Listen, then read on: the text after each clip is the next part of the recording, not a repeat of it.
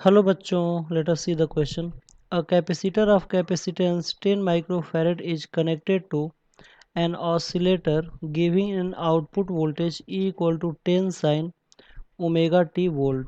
If omega equal to 10 radian per second, find the peak current and instantaneous current.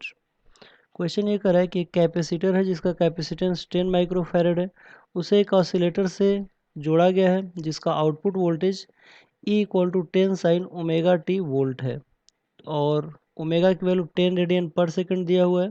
तो हमसे पूछ रहा है कि पीक करंट और इंस्टेंटेनियस करंट की वैल्यू क्या होगा। तो आइए देखते हैं इस क्वेश्चन का मेन की पॉइंट क्या है और फिर इस क्वेश्चन को हम लोग सॉल्व करेंगे।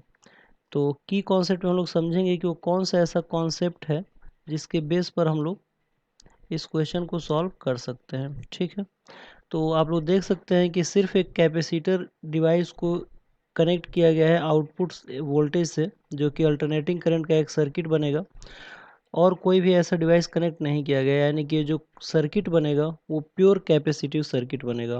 और जो प्योर कैपेसिटिव सर्किट जितना रेजिस्टेंस ऑफर करता है उतना ही रेजिस्टेंस इसके द्वारा भी ऑफर किया जाएगा, जिसको हम लोग कैपेसिटिव रिएक्टेंस बोलेंगे। ठीक है, यानी कि जो क्वेश्चन है वो प्योर कैपेसिटिव सर्किट पे डिपेंड कर रहा है, यानी कि this question is based on pure capacitive circuit, pure capacitive circuit. ये जो क्वेश्चन है वो प्योर कैपेसिटिव सर्किट पे बेस्ड है। तो आइए सोल्यूशन में देखते हैं कि क्या गिवन है और कैसे इस क्वेश्चन को हम लोग सॉल्व करेंगे। तो देख सकते हैं आप लोग कि यहाँ पे इंस्टेंटेनियस वोल्टेज की वैल्यू दिया हुआ है और कितना दिया है 10 साइन ओमेगा टी। ठीक है, तो यहाँ पे 10 जो होता है ये पीक वैल्यू होता है, क्योंकि ई का जो स्टैंडर्ड इक्वेशन होता है इंस्टेंटेनियस वोल्टेज का वो होता है ई नॉट साइन ओमेगा टी।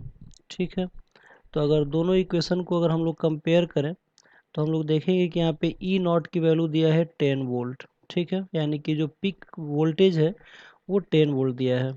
ठीक है, और पूछ क्या रहा है, यहाँ पे पूछ रहे हैं पीक करंट की वैल्यू। ठीक है, तो पीक करंट यानी कि आई नॉट की वैल्यू निकालना है, तो आई नॉट इक्वल टू हो जाएगा ई नॉट अपॉन एक्स सी, क्योंकि ये प्योर कैपेसिटिव सर्किट है। तो प्योर कैपेसिटिव सर्किट में जो रेजिस्टेंस ऑफर किया जाता है उसको कैपेसिटिव रिएक्टेंस कहते हैं, जो एक्सी से डिनोट करते हैं।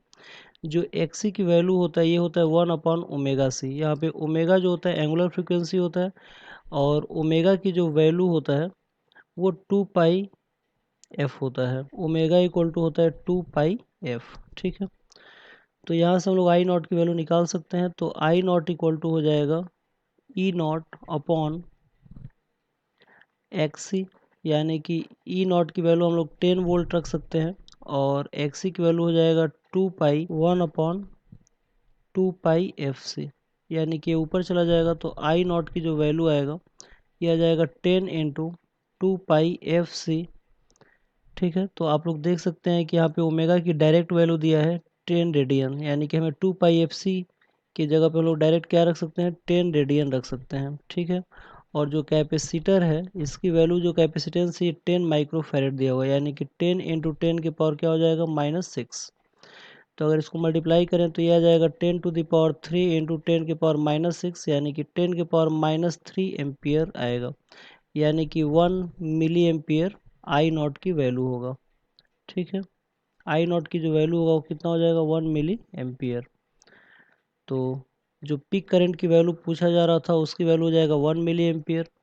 अब कहा जा रहा है कि इंस्टेंटेनियस करंट की वैल्यू क्या होगा। तो इंस्टेंटेनियस करंट का जो इक्वेशन होगा वो होता है I equal to I not sine omega t. ठीक है, तो यहाँ से I equal to I not की वैल्यू हम लोग कैलकुलेट कर चुके हैं, यानी कि 10 के पावर -3 हो जाएगा साइन, और ओमेगा की वैल्यू यहाँ पे 10 दिया हुआ है तो 10 इंटू टी हो जाएगा। तो ये जो इक्वेशन होगा ये हमारा इंस्टेंटेनियस करंट की वैल्यू हो जाएगा। ठीक है, तो आई होप आप लोगों को इक्वेशन समझ में आया होगा। Thank you very much, good luck.